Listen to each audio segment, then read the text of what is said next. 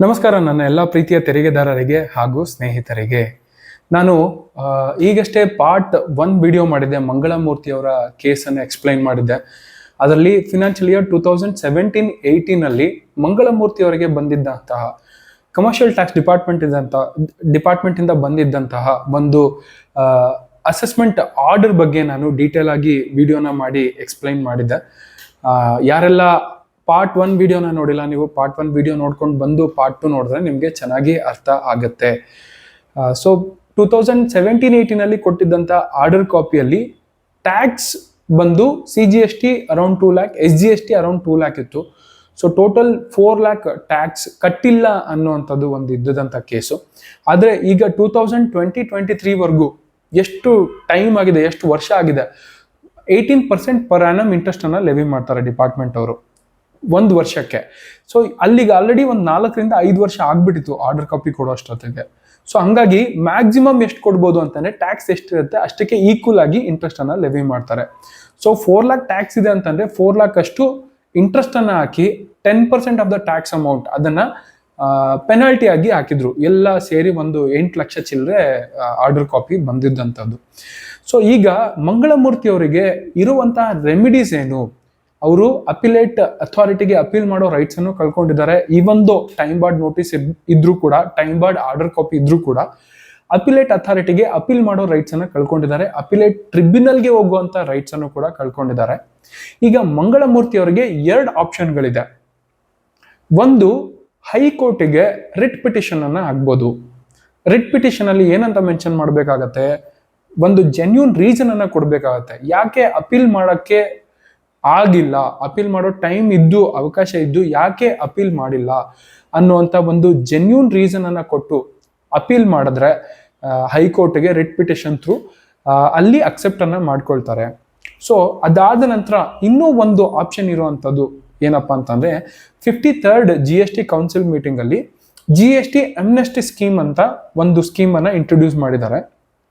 So ಈ scheme ಪ್ರಕಾರ financial year 2017-18, 2018-19, 2019-20 ಅಲ್ಲಿ ಯಾರಿಗೆಲ್ಲ ಸೆಕ್ಷನ್ 73 ಅಲ್ಲಿ ಆರ್ಡರ್ ಕಾಪಿ ಕೊಟ್ಟಿದ್ದಾರೆ ಅಥವಾ ನೋಟಿಸ್ ಅನ್ನ ಕೊಟ್ಟಿದ್ದಾರೆ ಅಥವಾ ಆರ್ಡರ್ ಕಾಪಿ ಬಂದ ಮೇಲೆ ಅಪೀಲ್ ಯಾರೆಲ್ಲ ಮಾಡಿಲ್ಲ ಅಥವಾ ಅಪೀಲ್ ಮಾಡಿದ್ರೆ ಯಾವೆಲ್ಲ ಕೇಸ್ಗಳು ಪೆಂಡಿಂಗ್ ಇದೆ ಅಪಿಲೇಟ್ ಅಥಾರಿಟಿ ಅಥವಾ ಟ್ರಿಬ್ಯುನಲ್ ಹತ್ರ, ಅವರೆಲ್ಲ ಈಗ GST ಅಮ್ನೆಸ್ಟಿ ಸ್ಕೀಮ್ಗೆ ಬರ್ಬೋದು. 3 ವರ್ಷ ಮಾತ್ರ ಅಪ್ಲಿಕೇಬಿಲಿಟಿ ಇರೋದು, ನೆನ್ಪಿಟ್ಕೊಳ್ಳಿ. ಫಿನಾನ್ಷಿಯಲ್ ಇಯರ್ 2017-18, 2018-19, 2019-20 ಮಾತ್ರ ಇರುತ್ತೆ. ಯಾವ ಕೇಸ್ಗಳೆಲ್ಲ ಕವರ್ ಆಗುತ್ತೆ ಅಂತಂದ್ರೆ ಇಲ್ಲಿ ನೀವು ನೆನ್ಪಿಟ್ಕೊಳ್ಳಿ, ಫ್ರಾಡ್ ಕೇಸ್ಗಳಾದ್ರೆ ಕನ್ಸಿಡರ್ ಮಾಡಲ್ಲ GST ಅಮ್ನೆಸ್ಟಿ ಸ್ಕೀಮ್ ಅಲ್ಲಿ. ವಿಲ್ಫುಲ್ ಮಿಸ್ಟೇಟ್ಮೆಂಟ್ ಇದೆ, ಸಪ್ರೆಸ್ ಮಾಡಿದ್ದಾರೆ ಟ್ಯಾಕ್ಸ್ ಅನ್ನುವಂಥ ಕೇಸ್ಗಳನ್ನ ತಗೊಳ್ಳಲ್ಲ. ಹಾಗೆ ಎರನೆಸ್ GST ರೀಫಂಡ್ ಮಾಡ್ಕೊಂಡಿದ್ದಾರೆ ಅಂತಂದ್ರೆ ಈ ಎಲ್ಲ ಕೇಸ್ಗಳನ್ನ ತಗೊಳ್ಳೋದಿಲ್ಲ. ಹಾಗೆ ಟ್ಯಾಕ್ಸ್ ಅನ್ನ ಬಂದು ನೀವು ಮಾರ್ಚ್ 2025 ಒಳಗೆ ಟ್ಯಾಕ್ಸ್ ಅನ್ನ ಕಟ್ಟಬೇಕಾಗತ್ತೆ, ಪೂರ್ತಿ ಟ್ಯಾಕ್ಸ್ ಅನ್ನ ಕಟ್ಟಬೇಕಾಗತ್ತೆ. ಇಲ್ಲಿ ನಿಮ್ಗೆ ಇಂಟ್ರೆಸ್ಟ್ ಅಥವಾ ಪೆನಾಲ್ಟಿ ಅಥವಾ ಎರಡನ್ನು ವೇವರ್ ಅನ್ನ ಕೊಡುವಂತ ಸ್ಕೀಮ್ ಇದು. ಬಟ್ ಟ್ಯಾಕ್ಸ್ ಅನ್ನ ಕಟ್ಟಬೇಕಾಗತ್ತೆ. ಇಲ್ಲಿ ಗುರುಮೂರ್ತಿ ಅವರು 8 ಲಕ್ಷ ಚಿಲ್ಲರೆ ಇರುವಂತ ಆರ್ಡರ್ ಕಾಪಿಯಲ್ಲಿ ಒಂದು 4 ಲಕ್ಷ ಅಷ್ಟೇ ಟ್ಯಾಕ್ಸ್ ಡಿಮ್ಯಾಂಡ್ ಮಾಡಿರುವಂತದ್ದು. ಸೊ ಇಂಟ್ರೆಸ್ಟ್ ಪೆನಾಲ್ಟಿ ವೇವರ್ ತಗೋಬೇಕು ಅಂತಂದ್ರೆ ಈ 4 ಲಕ್ಷ ಟ್ಯಾಕ್ಸ್ ಅನ್ನ ಕಟ್ಟಿ ಮಾರ್ಚ್ 2025 ಒಳಗಡೆ ಜೂನ್ 30th ನಮಗೆ ಅವಕಾಶ ಇರುತ್ತೆ ಅಪ್ಲಿಕೇಶನ್ ಅನ್ನ ಸಬ್ಮಿಟ್ ಮಾಡಕ್ಕೆ GST ಅಮ್ನೆಸ್ಟಿ ಸ್ಕೀಮ್ ಅಲ್ಲಿ. ಸೊ ಈ ಸ್ಕೀಮ್ ಅಂಡರ್ ಅಲ್ಲಿ ಹೋದ್ರೆ 8 ಲಕ್ಷ ಇರುವಂತ ದಂಡವನ್ನ ಅಥವಾ ಡಿಮ್ಯಾಂಡ್ ಅನ್ನ ನಾವು 4 ಲಕ್ಷಕ್ಕೆ ಇಳಿಸಬಹುದು. ಇದು ಒಂದು ಅವಕಾಶ ಇದೆ. ಹಾಗೆ ಇಲ್ಲಿ ಟ್ಯಾಕ್ಸ್ ಅಂತ ಬಂದಾಗ ಫುಲ್ ಟ್ಯಾಕ್ಸ್ ಅನ್ನ ಕಟ್ಟಬೇಕು. ಪಾರ್ಷಿಯಲ್ ಟ್ಯಾಕ್ಸ್ ಅನ್ನ ಕಟ್ಬಿಟ್ಟು ನಾವು ಅಪ್ಲಿಕೇಶನ್ ಹಾಕ್ತೀವಿ ಅಂತಂದ್ರೆ ಇದು ಎಲಿಜಿಬಿಲಿಟಿ ಬರಲ್ಲ. ಇದಿಷ್ಟು 2 ಆಲ್ಟರ್ನೇಟ್ ಆಪ್ಷನ್ ಇರುವಂತದ್ದು ಮಂಗಳಮೂರ್ತಿ ಅವರಿಗೆ. ಒಂದು, ಹೈಕೋರ್ಟಿಗೆ ಹೋಗ್ಬೇಕು ರಿಟ್ ಪಿಟಿಷನ್ ಮಾಡಕ್ಕೆ. ಇನ್ನ ಸೆಕೆಂಡ್ ಆಪ್ಷನ್ ಇರೋದು ಅಂತಂದ್ರೆ GST ಅಮ್ನೆಸ್ಟಿ ಸ್ಕೀಮ್ ಅಲ್ಲಿ ಹೋಗ್ಬೇಕು.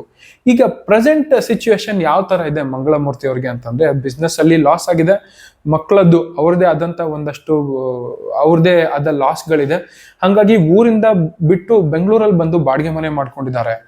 ಈಗ ಹೈಕೋರ್ಟ್ ಅಲ್ಲಿ ರಿಟ್ ಪಿಟಿಷನ್ ಆಗ್ಬೇಕಂತಂದ್ರೆ ಅಷ್ಟೇ ಎಕ್ಸ್ಪರ್ಟ್ ಇರುವಂತಹ ಅಡ್ವೊಕೇಟ್, ಬಾರ್ ಕೌನ್ಸಿಲ್ ಅಲ್ಲಿ ಮೆಂಬರ್ ಆಗಿರುವಂತಹ ಅಡ್ವೊಕೇಟ್ ಅನ್ನೇ ಅಪ್ರೋಚ್ ಮಾಡ್ಬೇಕಾಗತ್ತೆ. ಅವರಿಗೆ ನಾವು ಚಾರ್ಟರ್ಡ್ ಅಕೌಂಟೆಂಟ್, ನಾವು ಡೇಟಾವನ್ನ ಸಫಿಷಿಯಂಟ್ ಆಗಿರುವಂತಹ ಡೇಟಾವನ್ನ ಕೊಡ್ಬೇಕಾಗತ್ತೆ. ಈಗ ಅಪಿಲೇಟ್ ಅಥಾರಿಟಿಗೆ ಅಪೀಲ್ ಮಾಡೋಕ್ಕಾಗ್ಲಿ, ಅಪಿಲೇಟ್ ಟ್ರಿಬ್ಯುನಲ್ಗೆ ಅಪೀಲ್ ಮಾಡೋಕ್ಕಾಗ್ಲಿ ನಾವೇ ಚಾರ್ಟರ್ಡ್ ಅಕೌಂಟೆಂಟ್ ಮಾಡ್ಬೋದು. ಬಟ್ ಹೈಕೋರ್ಟ್ ಅಂತ ಬಂದಾಗ ಬಾರ್ ಕೌನ್ಸಿಲ್ ಮೆಂಬರ್ ಆಗಿಲ್ಲ, ಅಡ್ವೊಕೇಟ್ ಇಲ್ಲ ಅಂತಂದ್ರೆ CAಗಳು ಕೇಸನ್ನ ರೆಪ್ರೆಸೆಂಟ್ ಮಾಡೋಕ್ಕಾಗಲ್ಲ. ಬಟ್ ಅಸೆಸಿ ಅಂತ ಬಂದಾಗ, ಟ್ಯಾಕ್ಸ್ ಪೇಯರ್ ಬಂದಾಗ ಅವರೇ ಸ್ವಂತವಾಗಿ ಬೇಕಾದ್ರೆ ರಿಟ್ ಪಿಟಿಷನ್ ಆಗಕ್ಕೆ ಅವಕಾಶ ಇರುತ್ತೆ. ಬಟ್ CAಗಳಿಗೆ on behalf of the client ಹೋಗಕ್ಕೆ ಅವಕಾಶ ಇರಲ್ಲ. ಸೊ ಇಲ್ಲಿ ಅಡ್ವೊಕೇಟ್ ಕಾಸ್ಟ್ ಎಷ್ಟಾಗತ್ತೆ, CA ಫೀಸ್ ಎಷ್ಟು ಚಾರ್ಜ್ ಮಾಡ್ತಾರೆ, ಇದನ್ನ ಕನ್ಸಿಡರ್ ಮಾಡಬೇಕು.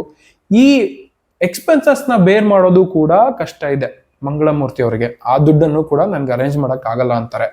ಈಗ ಅಮ್ನೆಸ್ಟಿ ಸ್ಕೀಮಲ್ಲಿ ಹೋಗ್ಬೇಕಂತಂದ್ರೆ ಸುಮಾರು 4 ಲಕ್ಷ ಅಷ್ಟು ಟ್ಯಾಕ್ಸ್ ಅನ್ನ ಕಟ್ಟಬೇಕಾಗತ್ತೆ. ಇವ್ರದ್ದು ಅಲ್ದೇ ಇರೋ ಮಿಸ್ಟೇಕೋ, ಇವ್ರ ಮಿಸ್ಟೇಕೋ ಅಥವಾ ನೆಗ್ಲಿಜೆನ್ಸಿನೋ, whatever may be the reason.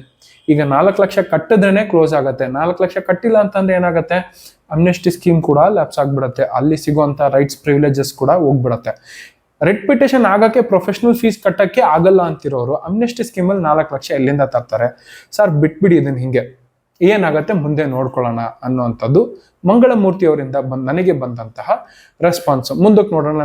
ನನ್ನ ಹತ್ರ ಅಂತೂ ಈಗ ಅಷ್ಟು ದುಡ್ಡಿಲ್ಲ, ಈಗಲೇ ಸಾಲ ಮಾಡ್ಕೊಂಡಿದ್ದೀನಿ. ಆ ಸಾಲ ಕಟ್ಟಕ್ಕೆ ಆಗ್ದೇನೆ ನಾನು ಬೆಂಗಳೂರಿಗೆ ಬಂದಿದ್ದೀನಿ. ಮತ್ತೆ 4 ಲಕ್ಷ ಹೊಂಚೋದಾದ್ರೂ ಎಲ್ಲಿಂದ? ಆಗದೆ ಇರುವಂತಹ ಕೆಲಸ, ಇಂಪಾಸಿಬಲ್ ಥಿಂಗ್. ಸೊ ಇಲ್ಲಿ ನಾನು ನನ್ನ ಕಡೆಯಿಂದ ಒಂದಷ್ಟು ಅಡ್ವೈಸ್ ಅಂಡ್ ಕನ್ಸರ್ನ್ಸ್ ಅಂತ ಬಂದಾಗ, ಮಂಗಳಮೂರ್ತಿ ಅವ್ರನ್ನ ಕೇಸ್ ನೋಡ್ರೆ ಒಂದ್ ಕಡೆ ಅಯ್ಯೋ ಅನ್ಸುತ್ತೆ.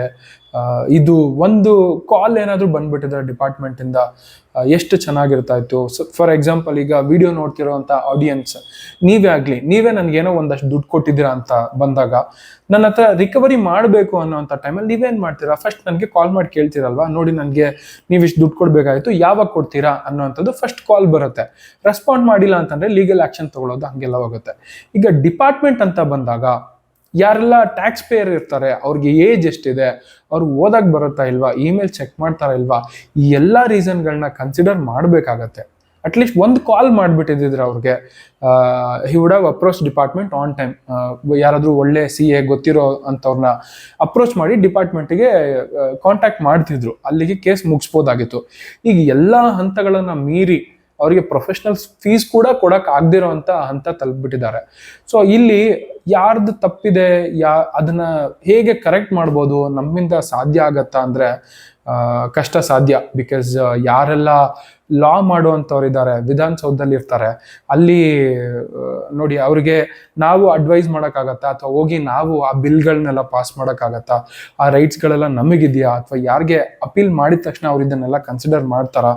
ಇಷ್ಟು ವರ್ಷ ಆದರೂ ಯಾಕೆ ಈ ಪಾಸಿಬಿಲಿಟೀಸ್ನೆಲ್ಲ ಇವ್ರು ಕನ್ಸಿಡರ್ ಮಾಡಿಲ್ಲ? ಅನ್ಎಜುಕೇಟೆಡ್ ಇದ್ರೆ, ಇಮೇಲ್ ನೋಡಿಲ್ಲ ಅಂದ್ರೆ ಏನ್ ಮಾಡ್ಬೋದು? ಅವ್ರು ನಮ್ಮನ್ನ ಕಾಂಟ್ಯಾಕ್ಟ್ ಮಾಡಿಲ್ಲ ಅಂತಂದ್ರೆ ಒಂದು ಕಾಲ್ ಮಾಡಬೇಕು ಅನ್ನೋಂಥದ್ದು ಇನಿಷಿಯೇಟ್ ಡಿಪಾರ್ಟ್ಮೆಂಟ್ ತಗೋಬೇಕಾಗತ್ತೆ. ಅವ್ರು ತಗೊಂಡಿಲ್ಲ ಅನ್ನುವಂಥ ಟೈಮ್ಗಳಲ್ಲೇ ಇಂಥ ಹಲವಾರು ಅಸೆಸ್ಮೆಂಟ್ ಕೇಸ್ಗಳು ನಾನು ನೋಡಿರೋಂಥದ್ದು ಈ ಒಂದೇ ರೀಸನ್ ಇಂದ ಬಂದಿದೆ.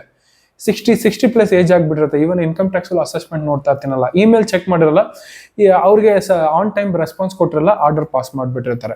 ಸೊ ಇಂಥ ಕೇಸ್ಗಳನ್ನ ಒಂದು ಕಾಲ್ ಮಾಡುವಂಥ ಫೆಸಿಲಿಟಿ ಇಂಟ್ರೊಡ್ಯೂಸ್ ಮಾಡಿದ್ರೆ ಇನ್ನೂ ಒಳ್ಳೇದಿರುತ್ತೆ ಅಂತ ಅನ್ಕೊಳ್ತಾ, ಹಾಗೆ ಈ ವಿಡಿಯೋ ನೋಡ್ತಿರೋರಲ್ಲಿ ಯಾರೆಲ್ಲ ಟ್ಯಾಕ್ಸ್ ಪೇಯರ್ಗಳಿದ್ದೀರಾ, ನಿಮಗೆ ಇನ್ಕಮ್ ಟ್ಯಾಕ್ಸ್ ಇಂದ ಆಗಲಿ, GST ಇಂದ ಆಗಲಿ ಯಾವುದೇ ಮೆಸೇಜ್ಗಳು ಬಂತು ಅಂತಂದ್ರೆ ಇಗ್ನೋರ್ ಮಾಡಬೇಡಿ. ನೀವು ತಕ್ಷಣ ನಿಮ್ಮ ಮಕ್ಕಳನ್ನು ಗೊತ್ತಿದೆ, ಅವ್ರಿಗೆ ಎಜುಕೇಟೆಡ್ಸ್ ಇದ್ದಾರೆ, ಓದಿರೋ ಅಂಥವ್ರು ಇದ್ದಾರೆ ಅಂತಂದ್ರೆ ಅವ್ರಿಗೆ ನೀವು ವಿಷಯನ ಮುಟ್ಸಿ, ಅಥವಾ ಮಕ್ಕಳನ್ನ ಅಪ್ರೋಚ್ ಮಾಡೋದು ಇಷ್ಟ ಇಲ್ಲ, ಅವ್ರಿಗೆ ಅವರ ಅಸಿಸ್ಟೆನ್ಸ್ ತಗೊಳ್ಳೋದು ಇಷ್ಟ ಇಲ್ಲ ಅನ್ನುವಂಥದ್ದಿದ್ರೆ, ನಿಮ್ಗೆ ಯಾರು ಗೊತ್ತಿದ್ದಾರೆ ಪ್ರೊಫೆಷನಲ್ CAಗಳಿದ್ರೆ ಅವ್ರನ್ನ ನೀವು ಕಾಂಟ್ಯಾಕ್ಟ್ ಮಾಡಿ ಅವರ ಅಡ್ವೈಸ್ ಅನ್ನ ಕೂಡ ನೀವು ತಗೊಳ್ಬೋದು ಅಂತ ಹೇಳ್ತಾ ಈ ವಿಡಿಯೋನ ಮುಗಿಸ್ತಾ ಇದ್ದೀನಿ. ನಮ್ಮ ಕರ್ನಾಟಕ, ನಮ್ಮ ಕನ್ನಡ, ನಮ್ಮ ಹೆಮ್ಮೆ. ಜೈ ಹಿಂದ್, ಜೈ ಕರ್ನಾಟಕ. ನಮಸ್ಕಾರಗಳು.